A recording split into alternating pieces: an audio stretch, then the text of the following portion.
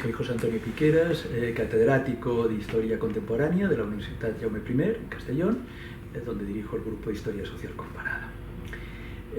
Hay una historia que comienza a mediados del siglo XV que va a tener un largo recorrido, incluso un recorrido inesperado en el momento en el que se pone en marcha, y es el acceso de los portugueses a las fuentes de la esclavitud negroafricana. Es un bien apreciado y caro, que hasta ese momento han controlado las caravanas que han cruzado el Sáhara, y ha habido una serie de intermediarios que los han situado en Europa. A mediados del siglo XV se produce el acceso directo a través de los navegantes portugueses, que están a la cabeza del sistema de navegación mundial, y consiguen encontrar las zonas donde había un aprovisionamiento regular.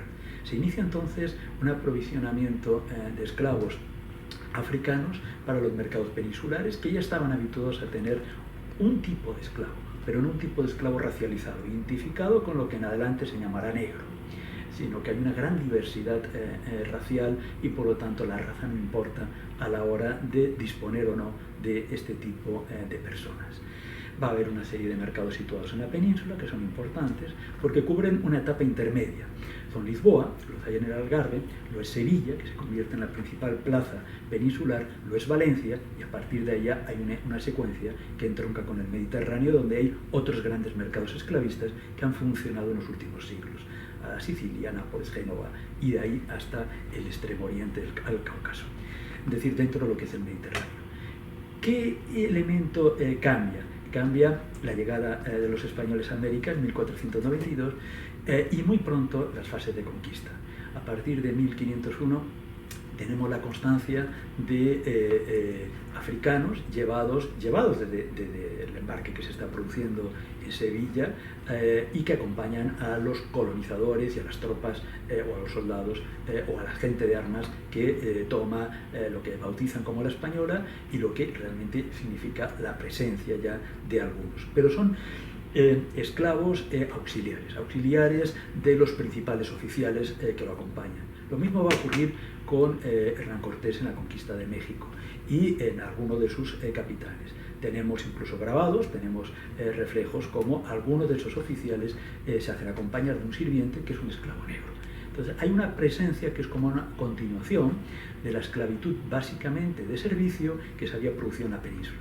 Pero eso se va a modificar muy pronto en la isla de la Española, cuando, después de intentar la esclavización y de conseguirlo de grandes masas de indígenas, se ven poco apropiados para las prácticas que se buscan, que suelen ser minería y determinados cultivos. Por lo tanto, muy pronto empieza ya la función de esclavizar en África para transportarlos. ¿Cómo se transportan? En embarcaciones que cada vez van a ser adecuadas o van siendo adecuadas para esta finalidad, y que utilizan estaciones intermedias que ya los portugueses han puesto en marcha: las islas de Cabo Verde, en el caso español las Islas Canarias, y finalmente hay una ruta que traslada a esta población esclavizada hasta Sevilla. Por lo tanto, Sevilla se está convirtiendo en el monopolio de todas las transacciones y de todos los viajes entre la península y América, porque es una forma que tiene la corona, que tiene la monarquía, de controlar los intercambios, de gravarlos con impuestos y también de impedir que pasen a América personas indeseadas, cualquiera que fuera lo que eso signifique. A partir de ese momento, el esclavo se va a convertir en una mercancía, desde ese primer momento, en las primeras décadas del siglo XVI, en una mercancía especialmente valorada, especialmente apreciada, porque tiene venta segura y a un precio mucho más alto en América. Ahí se inicia una demanda que va a durar 4 siglos, de manera que va a significar la mercancía más importante que, viniendo del lado oriental del Atlántico, sea la península o sea África, se aporta a América. Otra cosa es el valor de las mercancías americanas que a cambio o por otras razones llegan a Europa. Pero los seres humanos se convierten en la mercancía más constante, mejor valorada y en conjunto más apreciada de todo lo que aportó Europa a América durante los siguientes siglos. Claro que va a haber cambios, porque el periodo es tan largo que todo va a modificarse en el curso de este proceso, desde pequeñas embarcaciones que tardan 3 meses en hacer la travesía, a modernos barcos. En el 18 tardan 70 días, a principios del 19 son 40. Por lo tanto, los tiempos de transbordo o de travesía se van recortando. Las embarcaciones son cada vez más grandes. La marinería que se emplea es cada vez más diversa. Ya no son marineros o marinos que están reclutados en Andalucía o en Canarias o en Portugal, porque muchos de ellos van a proceder de Portugal o de Holanda, de otros lugares, sino a veces son incluso también afrodescendientes, ¿no? Es decir, negros que han obtenido la libertad y que se han enrolado en estos mismos barcos. Es una tripulación totalmente internacional, casi desde el principio, porque la empresa de la trata de esclavos va a ser una empresa muy pronto internacional. Empieza y se gestiona desde la Corona y desde Sevilla, y durante los primeros años casi todos o buena parte de los esclavos que van a cruzar el Atlántico hacen escala en Canarias, en Sevilla, y de hecho se aprovecha para comprar algunos de ellos, de manera que siempre hay un drenaje, siempre hay una pequeña parte que queda. Eso explicará que Sevilla, en el siglo XVI, cuando es una de las principales ciudades de Europa, que está llena de mercaderes genoveses, florentinos y de otras partes, de alemanes y de otras partes, a la vez también hay un porcentaje de población negra, ¿no? Es decir, que puede llegar a ser casi el 10% de una de las ciudades más grandes de Europa de la época. De manera que va a haber también un mestizaje, va a haber una mezcla y va a haber una influencia. Esa es una huella que queda y que realmente se explora poco. Muy pronto, sin embargo, se ve que estas escalas intermedias alargan el viaje, lo hacen más costoso, parte de las mercancías se quedan en la península y por lo tanto no acaban en América, donde van a ser vendidas por plata, de forma que, aunque las embarcaciones salgan de la península, salgan con mercaderías para África, finalmente los viajes van a ser... los esclavos no van a tocar la península. Ya prácticamente las primeras décadas del siglo XVI, a mediados del XVI, ya no se producen, en la mayor parte de los casos, escalas en la península, sino que son viajes directos. Claro, he hablado de mercaderías. Esas mercaderías son muy diversas, son telas, son armas, son cuchillería, son abalorios, son elementos que tienen aceptación en África, porque salvo en casos excepcionales y muy al principio, el esclavo que se adquiere, es decir, se adquiere mediante compra, es decir, ha sido previamente sometido a esclavitud por algún pueblo africano. Y pueblos africanos que están en conflicto con vecinos, o incluso no son vecinos, con pueblos alejados que guerrean por diferencias tradicionales, porque además capturaban un botín que tenía venta, bien a los mercaderes árabes que los destinaban a los países árabes, donde cerca más de 8 millones de negroafricanos acabaron en estos destinos, y a partir de ahora hay una fuerte competencia que es la europea occidental, que básicamente la portuguesa y la española, que ofrece además unas mercancías que son mejor aceptadas, de manera que desplazan a estos otros mercaderes sin eliminarlos por completo, pero esto significa una transacción, pero una transacción que potencia la que son las guerras internas en África, que es la otra vertiente. Si tienes asegurada la mercancía por estos barcos extraños que llegan de Europa, lo importante es tener una reserva de seres humanos, porque rápidamente el barco hará una escala menor en cualquier puerto, en cualquier fondeadero de África, y tendremos colocada el producto. La presencia europea a partir del siglo XVI en África, a través de estas transacciones y de estas relaciones, lo que hizo fue potenciar las guerras internas africanas. Dio un nuevo motivo para que se perpetuaran. Y al facilitarle, entre otras mercancías, armamento, cuchillería y luego armas de fuego, los socios de los europeos tenían una ventaja militar muy superior a sus adversarios, de manera que eran capaces de proveer en mayor volumen. Eso explica los 12 millones y medio, al menos, de africanos que llegaron a América. Aproximadamente los 14 que salieron, porque va a haber un número de bajas en la travesía intermedia atlántica, aproximadamente del 13, del 15, del 16%. De manera que si miramos cuántos salieron, la cifra de 14 millones no baja. La que tenemos datada de los que llegan a América y son desembarcados son 12,5, pero está en revisión. Muy pronto llegaremos a los 13 o a los 14 y las cifras se ampliarán. No mucho más, pero sí en torno a esas cantidades que estoy mencionando, porque la progresión que hay en el conocimiento nos lleva precisamente a saber que las cifras fueron de una magnitud inmensa. Y el proceso es tal como lo estoy describiendo, que probablemente cuanto más sepamos, más rectificaciones y precisiones podremos introducir.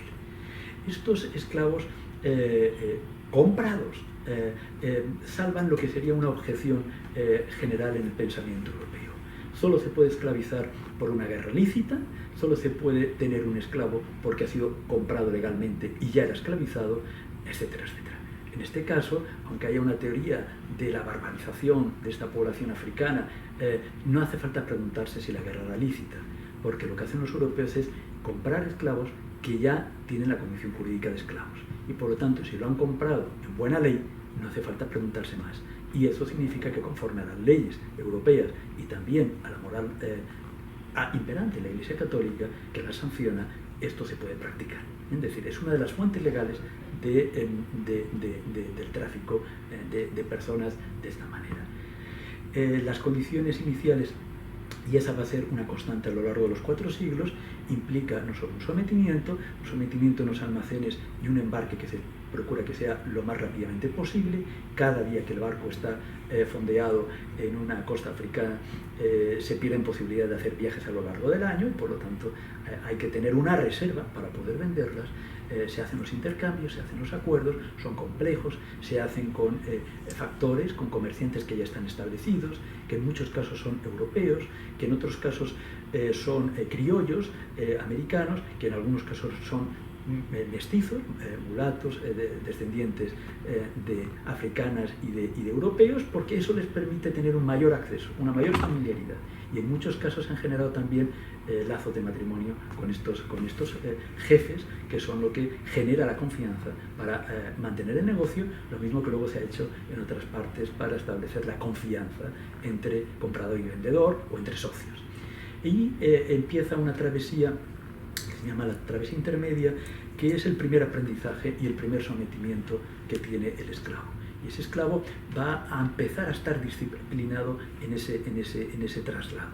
Va a tener que obedecer en lenguas que todavía no comprende, se tiene que relacionar en ocasiones con otros compañeros de viaje en lenguas que no comprende, porque, digamos, todavía no saben que son africanos, son pueblos de diferentes etnias, ¿no? Que pueden hablar no solo lenguas distintas, sino que pueden haber sido pueblos que a su vez se hubieran enfrentado en algún u otro momento. A partir de ahí hay una disciplina y hay un aprendizaje a través del miedo, del terror. Primero porque no han sido habituados a una navegación de este tipo, luego porque se les da órdenes, se les castiga, se establece violencia sobre ellos. Hay una violencia constante, datada, constatada. No es, digamos, universal, no es general, pero es una constante a lo largo de esos 4 siglos, que es el abuso de las mujeres. Las mujeres jóvenes van a ser abusadas por la marinería, y hay una violencia sexual muy explícita en este caso. Por lo tanto, todo ese procedimiento es lo que va a ir preparando a una población que tiene un número de bajas muy altas. Se calcula que al principio, en el siglo XVI, las bajas en la travesía es del 20%, 1 de cada 5 no llega por enfermedad, no llega por alguna epidemia que se ha incubado antes y que se ha desarrollado en un viaje tan largo, o por castigos, o por heridas, o por gangrenas, por los herrajes que llevan puestos. Por lo tanto, hay una pérdida de un 20% aproximadamente. Luego se va reduciendo, porque es una mercancía cara y hay que cuidarla y tiene venta, y se reduce entre el 13 y el 15% de media de bajas en lo que es la trata atlántica. En cambio, la trata española, que directamente se produce a finales del siglo XVIII y en el siglo XIX, las ratios vuelven a subir entre el 18 y el 20%, porque se paga mucho más, los viajes hay que acortarlos, hay que someter a esa población de una forma más rápida y además las embarcaciones son más grandes, transporta mayor número y evidentemente la marinería tiene menos contemplaciones porque un número pequeño de marineros tienen que controlar un número alto, y eso sí va en detrimento, digamos, de la preservación del buen trato, ¿no?, que pudiera haber nunca hubo un buen trato, ¿no?, pero digamos las medidas adicionales de atención hacia estos seres humanos. El negocio es un negocio importante, redondo y comprometido con la propia estructura de la monarquía española desde el primer momento. La monarquía española muy pronto establece las reglas del comercio. establece que no todo el mundo puede llevar negros, como dicen, a América. Y entonces obtiene una ventaja, que es hacer una concesión temporal. Se la puede dar a varios, ¿no? Y eso son licencias reales. Las primeras navegaciones las hacen comerciantes asentados en Sevilla, pueden ser españoles o castellanos, básicamente, o pueden ser de alguna ciudad italiana, o alemanes, o holandeses, quien fuera. Y muchos portugueses, porque tienen una práctica en navegación muy destacada y controlan buena parte de las factorías. Estas licencias significa que se autoriza a transportar un número determinado de esclavos, pueden ser 500, 1000, 3000, que se venderán a un precio fijo, tasado en destino, y por lo tanto negocia como puedas en África su precio de adquisición.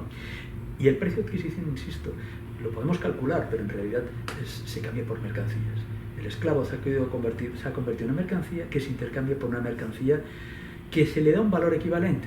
Pero claro, unos cuantos cuchillos no han costado lo que va a costar por lo que se va a vender un verdadero esclavo, ¿no? Y por lo tanto hay un margen de ganancia muy grande porque hay valores desiguales, aunque en el intercambio le atribuyamos una equivalencia. De manera que el negocio se presenta fabuloso desde el principio, ¿no? Y por eso van a ir entrando en él. Las licencias funcionan durante un tiempo. Finalmente se encuentra otra fórmula, que es el asiento. El asiento es un monopolio. La corona lo que concede es un monopolio por un número de años a una determinada compañía. Puede ser durante un tiempo son portuguesas, después van a ser francesas, después son inglesas, porque en ocasiones forma parte de los acuerdos, de los tratados de paz después de una guerra. Se negocia como una de las partes de las compensaciones. El obtener el asiento, el monopolio del aprovisionamiento de negros, que es el término que emplean, durante unas décadas a favor de una compañía de ese país, que luego se verá cuál es. Tiene el monopolio oficial. Eso no significa que no haya otras vías de ingreso.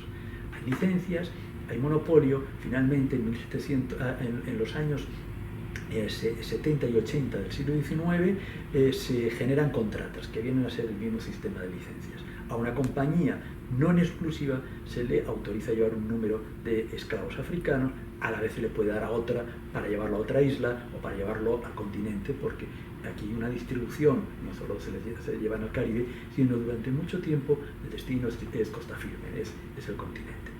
Eso son el procedimiento. Luego hay dos formas irregulares que fueron constantes a lo largo de todos estos siglos, al menos hasta el 18, hasta finales del 18. Uno es el contrabando. Contrabandear con otros países que tienen depósitos de esclavos en determinadas zonas del Caribe. Y la última es fingir. Entonces son desembarcos por arribadas forzosas. ¿Qué es una arribada forzosa?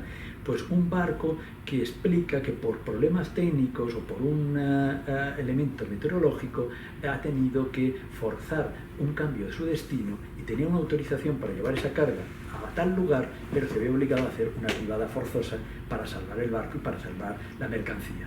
Entonces, como se va a retrasar, obtiene una autorización especial para venderla en el lugar donde ha llegado. Muchas de ellas son accidentales, pero la mayoría son ficticias. Se finge ese problema para de repente desembarcar 500, 400 esclavos en un lugar, porque se sabe que ahí se van a pagar mejor, porque hace falta brazos y se están poniendo. Y ese es otro mecanismo consentido por las autoridades locales. Ya no hace falta un permiso real para consagrar ese desvío, ¿no?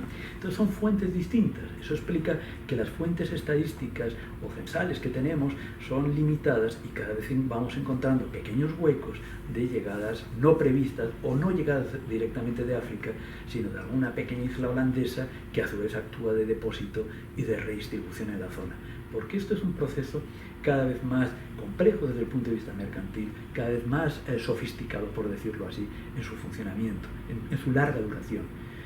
En el punto de llegada se produce la venta, se produce la regulación de nuevo real. Todo esto está sometido a impuestos reales y por lo tanto hay un primer impuesto de puerto, lo cobran a las autoridades locales, ¿no? Hay un impuesto de marca, que es un impuesto real, para señalar quién es el esclavo lícito del que es de contrabando, y entonces hay que poner algún tipo de registro, y ese registro se hace con un hierro candente, generalmente es una R, que se marca en el rostro, en la espalda o en el brazo, y significa que ha entrado legalmente. ¿Qué implica que entre legalmente? Que paga un impuesto el que lo introduce. Entonces paga el impuesto, un impuesto de entrada real, y hay una marca real que demuestra quién ha entrado por este procedimiento. Luego, cada vez que haya una compraventa, pagará la alcabala, y además existe, por entrar en un puerto, se produce también el pago del 2,5% del valor que se le atribuye al esclavo, que es el almojarifazgo, ¿no? Es decir, que es uno de los tributos de la época. De manera que la Hacienda Real tiene un funcionario en el puerto registrando quién entra, cómo entra, cuánto se paga, cuánto recauda, y estos fondos pasan a la Hacienda Real, a la Hacienda Española, desde el primer momento. Es algo que se va a mantener. El carimbar, el quemar con el hierro, es únicamente suprimido a finales del siglo XVIII. Hasta entonces es la marca obligada. Aparte, los propietarios que los compran, en ocasiones han pedido una determinada tipo de trabajador o de mujer, o bien se subastan, o bien hay mercados locales, pasan a adquirirlos, y muchas veces los propietarios también los marcan con su propia marca, para, si hay un prófugo, poder reclamarlo y saber quién es el propietario legítimo del mismo. El negocio es importante porque el precio de un esclavo, las unidades monetarias van cambiando a lo largo de estos siglos, pero la última, la más importante, y además la que se convierte en moneda universal, es el peso de plata, que se convierte en la moneda aceptada desde China hasta África, es decir, es la moneda mejor aceptada en cualquier lugar del mundo, es el peso de plata español. Pues un esclavo que al principio cuesta 20 pesos, pues se puede vender en África, se puede vender por 100. Tenemos los precios mejor conocidos para la etapa final del 18 y a lo largo del 19. En África cuesta 50 pesos un esclavo, en un puerto inglés, en un puerto de las colonias inglesas que luego reexportan a España, se vende por 250, en un puerto español se paga por 400 o 450 el mismo esclavo. Por lo tanto, de 50 a 450. ¿Qué beneficio lícito o no lícito, puede proporcionar una ganancia tan grande?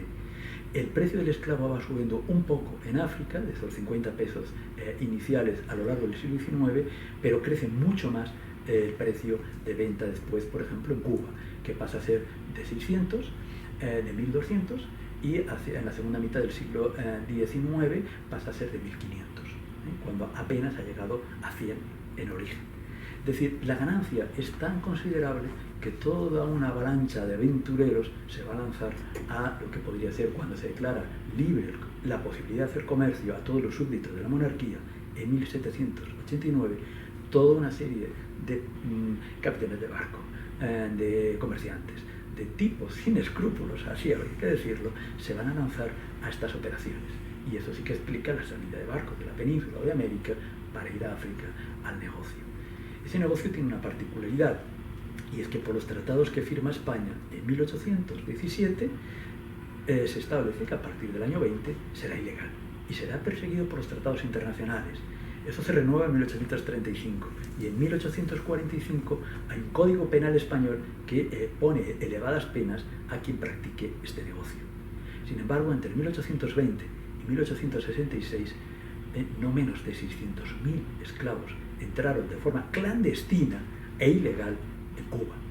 Eso solo se pudo realizar mediante la complicidad de las autoridades. Las autoridades insulares, del capitán general a los capitanes de partido de la costa, a las autoridades gubernamentales españolas, que recibían los informes y lo aceptaban, y a la propia corona, porque la monarquía estuvo implicada a través de la reina madre María Cristina directamente en sociedades que traficaban con esclavos ilegales. Es decir, es un sistema absolutamente perseguido por el derecho internacional de la época, por los tratados firmados y por el Código Penal español. No importa, es lo que proporciona para todos ellos la acumulación de capitales en el 19 más importante que se genera en el comercio ultramarino. Hemos visto esos esclavos, hemos visto esos cambios. Vamos a ver otro aspecto, y son los puntos de destino. Van a ir cambiando. Esto es una historia larga y, por lo tanto, sometida a evolución en diferentes momentos. Los principales puertos habilitados, porque solo se autorizan unos puertos de entrada, son Veracruz, que es el puerto exclusivo de entrada al reino de la Nueva España, todo lo que sería la América septentrional, y Cartagena de Indias, que es la entrada a todo lo que es la América meridional. Y esos son los dos puertos principales. Eso explica que aunque cueste comprenderlo a la vista de la evolución demográfica e incluso de la observación de los fenotipos, de los aspectos de los descriptores raciales, pues el primer destino pues comienza siendo México. Es decir, 1 de cada 5 esclavos transportados a América se destina a México a lo largo del primer siglo, que es el XVI. Los demás van a otros puntos, ¿no? A la Española, lo que sale de Santo Domingo, van a Cartagena de Indias, y luego a partir de cada uno de estos puntos, lo que es Veracruz, lo que es Veracruz y lo que es Cartagena, a partir de ahí se van internando. Y se van internando porque los primeros destinos de estos esclavos son variados. Uno son las minas, donde el trabajo es muy duro, pero son minas de plata, producen una mercancía muy alta y por tanto se puede pagar ese tipo de esclavo, digamos, fornido y especializado. El otro destino son los puertos, el trabajo de carga, descarga, de transporte, todo se realiza a través de carga, de animales de carga, de carretones, todo eso lo van a llevar esclavos negroafricanos. La otra es las haciendas y las plantaciones cuando se desarrollen.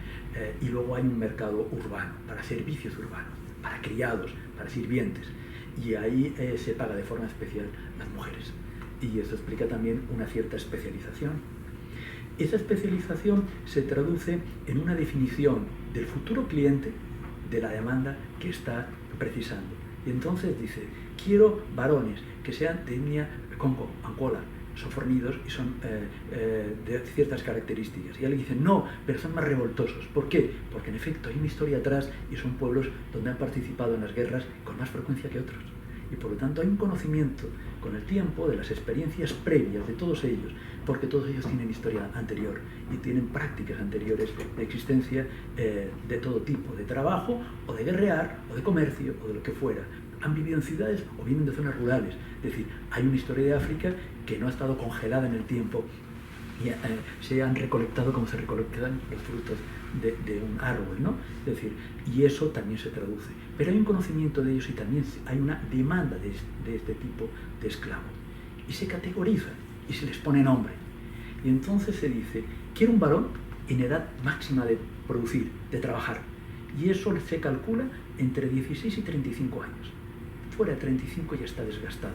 Antes de 16 está todavía formándose físicamente. A eso le llamo pieza de indias. El nombre no puede ser más cosificador. Es una pieza. Y a partir de ahí tengo una unidad de medida que he creado. Y le pongo un valor y le pongo un precio. Y ese es el término. Si es una mujer, costará un tercio o la mitad de una pieza de indias. Y así tengo ya una unidad como si fuera una unidad monetaria y a partir de ahí empiezo a establecer. Y entonces hay una segunda categoría, que es el muchacho. Es decir, y el muchacho es alguien que tenga entre aproximadamente 12 y 16 años. Entre un adolescente y alguien que... Y entonces le llamo de otra forma. Es decir, le pongo el nombre de moleque. Y luego está el niño. Y entonces lo tengo entre los 8 y los 12 años. A veces incluso no pregunto y me los llevo de 6. Por eso tenemos registros de niños 6-8 años. Y entonces equivalen a una cuarta parte de la pieza de indias. Si son mujeres, se rebajan un poco en todas estas categorías. De manera que tenemos una tabla de 3 edades y de 2 géneros. Y a partir de ahí vamos estableciendo los precios para cada una de esas cosas. ¿Y qué ocurre con una mujer embarazada? Una mujer embarazada, generalmente, si estaba embarazada en África, ha dado luz antes, o no ha dado luz antes, pero según en qué condiciones ha tenido unas dificultades para dar a luz, pero hay muchas que, como digo, han quedado embarazadas en el trayecto. Bien, si es notorio que está embarazada, pongo precio al feto. Y entonces, por ejemplo, para la última etapa son 25 pesos. Una mujer que esté embarazada. De luz o no, y hay una mortalidad infantil inmensa, ¿no? Es decir, en el nacimiento. Pero si nace y ha sobrevivido al parto, que es un momento crítico, y ya a los 8 días se supone que es el neonato, en la época ha sobrevivido al parto, pero no mucho más, porque también está en la etapa crítica de posible mortalidad infantil, entonces le llamo Bemba y te vale 50, le duplica el precio. Es decir, ¿cómo se puede tasar las expectativas de nacimiento y de sobrevivencia? Está todo exactamente a través de la experiencia de varios siglos tipificado, porque es un negocio, porque son mercancías y porque los sujetos han sido convertidos en dos cosas, en una expectativa de beneficio y en una posibilidad de trabajo a la cual le obtenga una ganancia a lo largo de su vida útil. Y a partir de los 35 su vida útil ha entrado en declive. O bien se me ha muerto por enfermedad, por epidemia o por exceso de trabajo, o bien sus rendimientos son decrecientes. Y ya lo he calculado. Y todo eso, como digo, es un proceso largo hasta llegar a estos resultados.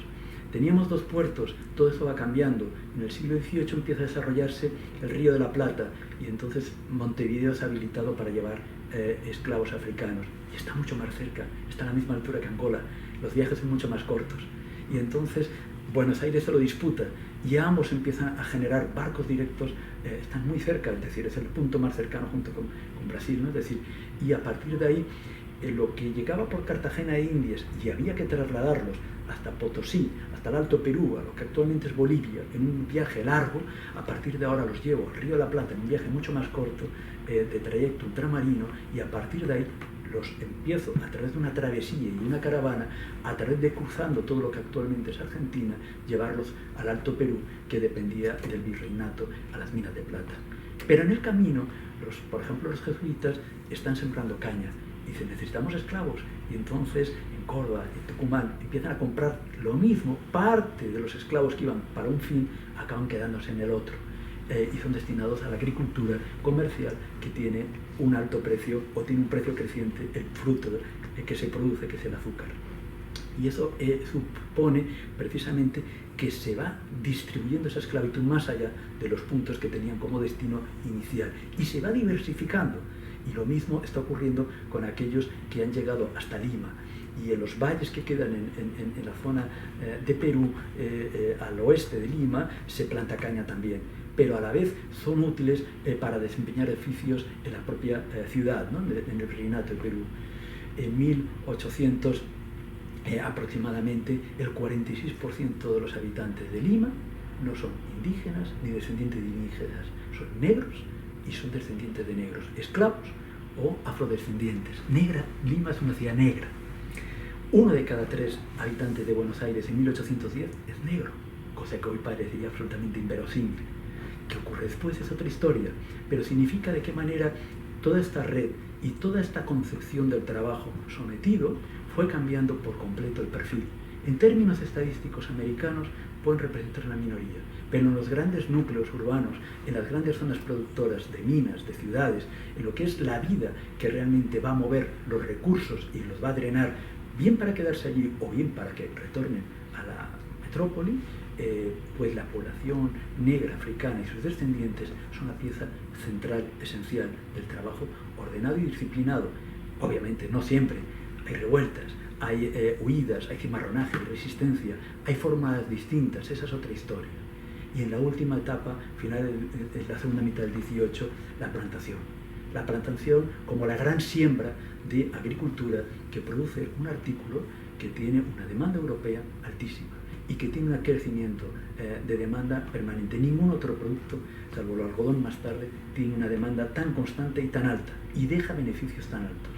Y eso implica ya no tener una hacienda con 100 o 200 esclavos. Lo que vamos a conocer en Cuba, y eso explica la trata ilegal, son plantaciones con 500, 6, 800 esclavos. Vamos a encontrar propietarios que en sus 3, 4 ingenios reúnen 2.000 y 3.000 esclavos. Son grandes dotaciones y ahí implica ya también toda una concepción del trabajo distinta, muy moderna, con maquinaria movida a vapor, como hay pocas fábricas en Europa que puedan tenerlas, y por lo tanto es una producción industrial donde están integrados los esclavos en un modelo industrial que implica, por supuesto, un desgaste tan intenso de esos trabajadores que hay que reponerlos permanentemente, y eso explica la trata ilegal a la que antes hacía referencia. Es decir, la demanda sigue venciendo a la policía de los mares, a los cruceros ingleses que surcan el Atlántico, porque el margen de beneficio es tan alto que aunque se pierda un barco que es capturado por los ingleses, de acuerdo con las leyes que se han establecido y los convenios, solo un barco que consiga realizar el itinerario amortiza por completo lo que ha podido ser la pérdida de 1 o 2 más que se haya perdido en el trayecto, ¿no? Y eso explica que hasta 1866 se mantenga todo este negocio. Pero obviamente se ha reconducido. Ya residual la esclavitud en el continente, salvo en Venezuela y en México, y los grandes puertos de destino ya son La Habana, ya Santiago, ya son otros puertos del Caribe insular que explican también por qué después ese Caribe insular se mantiene como colonia de España cuando se pierde el continente. La esclavitud va unida también a las prácticas de administración. Antes he señalado las prácticas corruptas, que son las que posibilitan incluso incumplir la ley, a estas otras, que es reorientar los destinos más útiles para conservarlos a todo trance, y son los que se están llenando de esclavos por todos sus poros, ¿no? Por toda su porosidad, y hace que la historia sea tan extensa, tan larga, y finalmente se extienda hasta 1866, donde se pone fin mediante una disposición legal española.